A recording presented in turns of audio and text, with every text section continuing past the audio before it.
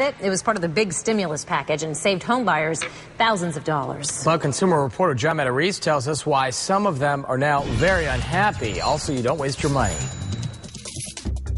Thousands of first-time homebuyers took advantage of the government's Home Buyers Credit, which gave them as much as $8,000 to help purchase a new home. Unfortunately, some of those buyers this year now have to start repaying that money, and many of them feel it's very unfair.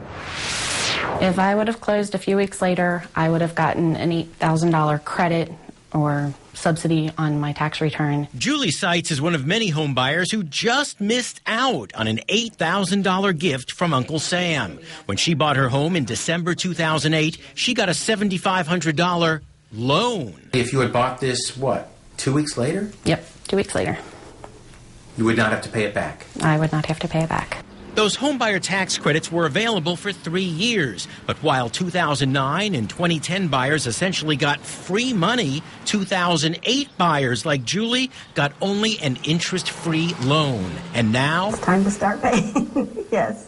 Certified public accountant Lisa Anderson says there's no way out for early buyers. A loan is a loan. But she says you don't have to come up with all the money at once. You have 15 years to pay it back. Meantime, if you got the credit in 2009 or 2010, relax. You don't have to pay anything back as long as you still live there.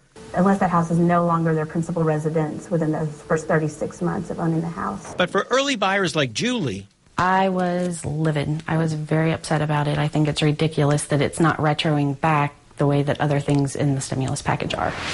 If you face repayment, you may want to talk to a tax professional or CPA about the best way to do it that'll be easiest on your budget. That way you reduce the financial pain and you don't waste your money. I'm John Matarese.